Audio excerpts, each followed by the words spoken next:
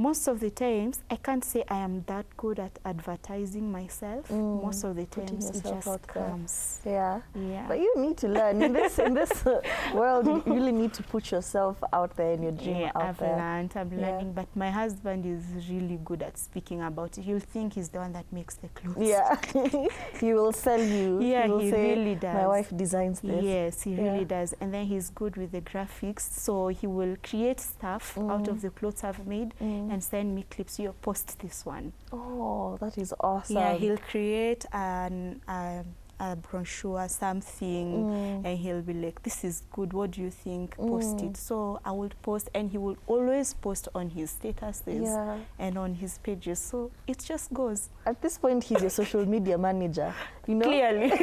He's creating and coming up with content for you. And that is such an amazing thing to have such a supportive partner. It really helps. Yeah. And speaking of now expansion, you've started, you know, it's small groups, you're on your own. You mentioned that you started with just hand stitching. Yes. So now you've realized that orders are coming in. It can be a bit overwhelming. How are you now adapting to all of this? You know, there's now the need to buy machines.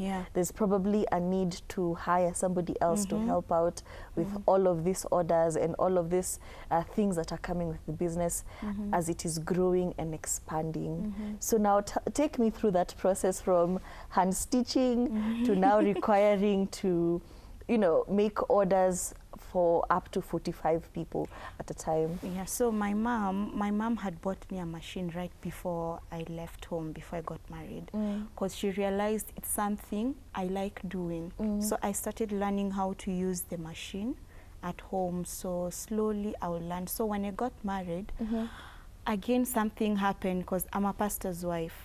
So I took my clothes, you know, those fitting clothes, I took them to a tailor to adjust, because I'd given birth, I added weight, so they were small.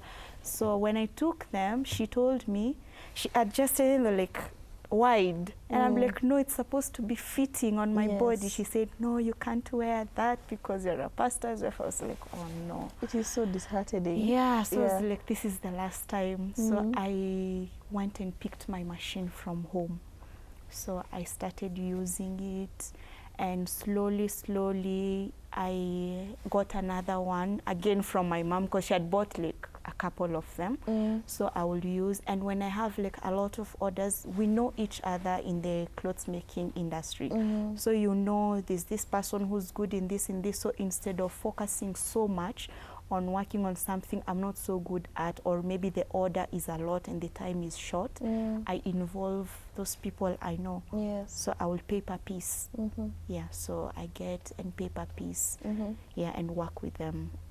Yeah, just to reduce the load on me. Yeah, but most of the times I prefer doing the clothes on my own. You prefer just because there's a touch that somebody else doesn't have, that is for your that. business. Yeah. Awesome. And you have mentioned that you're a pastor's wife, and there's a huge influence with Christianity and your walk of faith.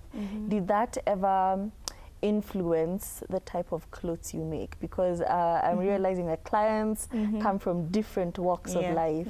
So did you at any point find yourself being influenced?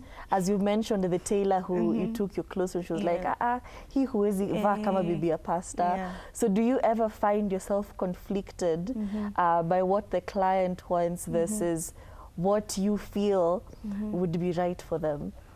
Amazingly, in my work, God is so much involved, because even the styles, I don't take credit for being the creative, because most of the times He gives me the design, the fabric to use.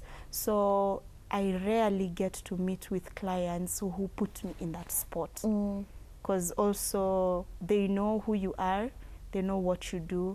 So it's kind of hard. And if somebody comes and I find this outfit doesn't speak who I am, I just decline. Oh, okay. Yeah. If it doesn't speak who I am, and I don't feel like this is going to communicate what I want to communicate, I just decline kindly. I'll try advice otherwise, but if the client is not settled, because I can't force somebody, I just decline and say, this one I don't think I'm able to.